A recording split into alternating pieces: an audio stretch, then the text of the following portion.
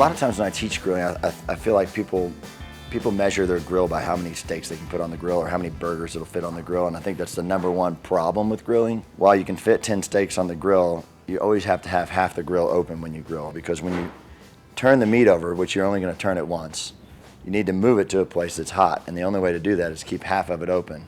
So you keep the lid closed all the time so that the grill stays hot and you get that smoky flavor imparting into the meat.